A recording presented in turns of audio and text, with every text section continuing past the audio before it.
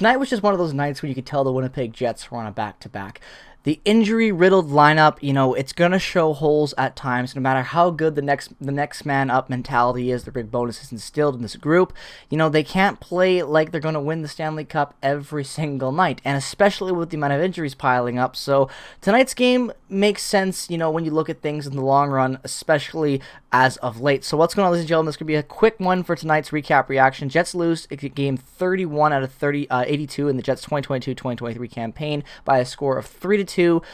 In which was a very weird game where the Jets were outshot completely on this entire game, 34-17. There were times in the second period where the Jets only had 2 or 3 shots on net the entire time before that final 2 minutes. They just didn't really have a lot in them tonight. The only thing I can give amazing credit to tonight was the power play. You get 2 really good goals out of the power play tonight from Mark Scheifele and Pierre-Luc Dubois, and I thought that area looked sharp. There were times tonight where I liked the way the Lions were rolling. I thought Kuhlman had a really good game. He had a good fit last night in his first game in Vancouver. Comes in to play his former club and has a little bit of a revenge game. He doesn't obviously score a goal, but I like the way he played tonight. I thought that he was serviceable. Again, another serviceable waiver claim that we've got to this club. The Moose are playing good, even with the call-ups. This organization has got so much talent right now that even with the injuries they have, they're finding a way to persevere and keep games close. And tonight, they just weren't able to hold on the entire time. David Riddick's in net tonight, and he played really well. I don't blame this loss on him at all. He made some really important saves and kept the Jets in it at times.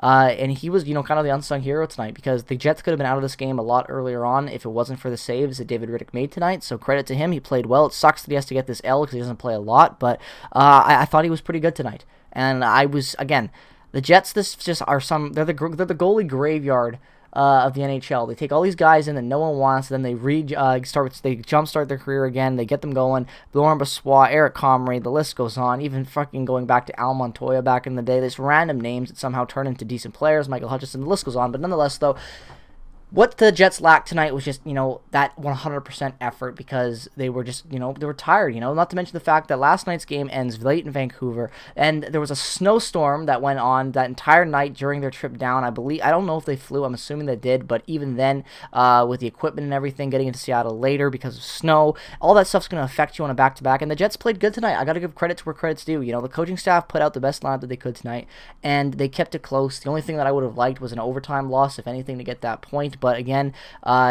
Jets maintain a good streak right now. Let me pull up the standings to see where things are at.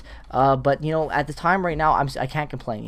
It is what it is. They lost. They're still second in the Central right now, 20-10-1 record, 41 points, 1 game in hand on Dallas, who is sitting ahead of them with 42 points. So things are still looking good for the Jets, battling for that number 1 spot in the Central. Wild are closing in, but as long as the Jets can maintain some wins and put some pressure on Dallas, things are looking good for that regard.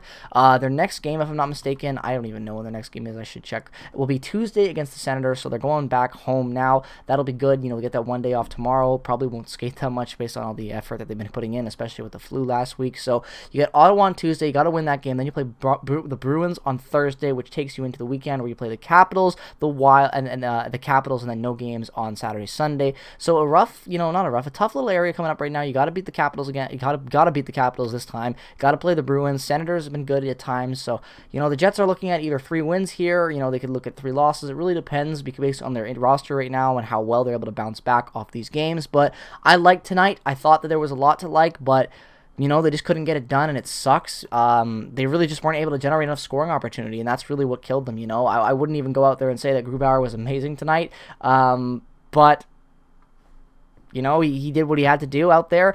David Riddick was really good tonight. I give him credit. I really liked how well he performed tonight. I thought he was good. But yeah, just one of those games where on a back-to-back, it sucks that they lose, but at least they had a great performance last night that I got to witness. So next year, hopefully I'll be able to go down to this Kraken game after the Canucks one. It seems like the NHL is doing back-to-backs with Seattle and Vancouver, Seattle now for the Jets when they come out on this West Coast road trip. So definitely going to do that next year once I get my passport again.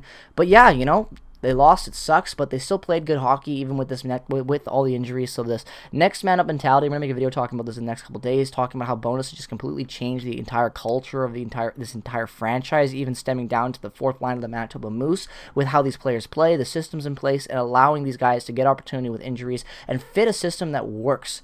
I don't know how you're able to plug in guys like Kuhlman off waivers and have them play like they've already been a part of the Moose the whole season. Stenlund comes up and plays good too. Like, these guys are buying in, playing good hockey. That's all you can ask for out of a coaching staff with injuries right now. Yeah, I think the Jets could go out there and look for some trades. Ehlers is going to be back in the next couple of weeks. That's going to be huge. Appleton won't be too far away after that.